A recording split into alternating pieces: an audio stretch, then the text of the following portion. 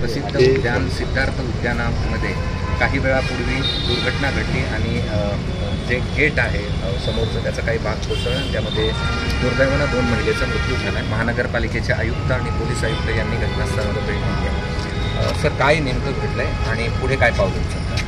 आज छत्रपती संभाजीनगर महानगरपालिका हद्दीमध्ये सिद्धार्थ गार्डन या परिसरामध्ये जे गेट होतं, गेटच्या वरची भाग त्या ठिकाणी कोसळून दुर्दैवाने 2 लोकांचे मृत्यू झाल्याचं या ठिकाणी आम्हाला कळालं।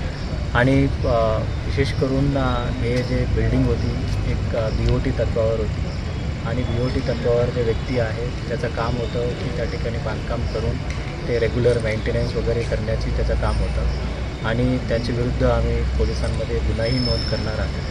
आणि त्यासोबत मृत्यू झालेल्या लोकांचा 5 लाख रुपये माननीय पालकमंत्री मोदयांशी आम्ही बोललो। 5 लाख रुपये मदत ते सर्व जे मृत्यू झालेल्या व्यक्तींना आम्ही त्यांच्या परिवाराला देण्यात येणार आहे। आणि विशेष करून अजून व्यवस्थितपणे आमच्या मार्फतसुद्धा एक स्ट्रक्चरल इंजिनियर यांच्यामार्फत तपासणी आम्ही करू।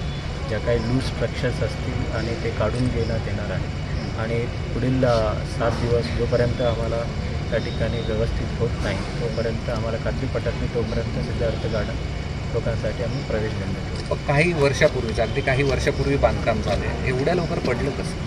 हे दॅट इज वॉट की ज्या BOT तत्वावर जे बांधकाम जे केलेलं असतं आणि ते कंत्राटदारांची कामं आहेत ते मेंटेन करणे आणि या संदर्भात वारंवार मुख्य उद्यान अधिकाऱ्यांनी संबंधित विभागामार्फत कंत्राटदारांना सूचना केलं होतं, परंतु कंत्राटदारांच्या नामुष्कीमुळे ह्या सर्व घटना घडल्याचा प्रथमदर्शनी निदर्शनात येतात आणि त्याचं सखोल चौकशी आम्ही इंटरनल एन्क्वायरी आम्ही कंडक्ट करू आणि त्यांच्याविरुद्ध गुन्हा नोंद करण्याच्या आदेशही मी संबंधित अधिकाऱ्यांना सूचना केलेल्या आहेत। पोलीस आयुक्त म्हणून काय पावलं?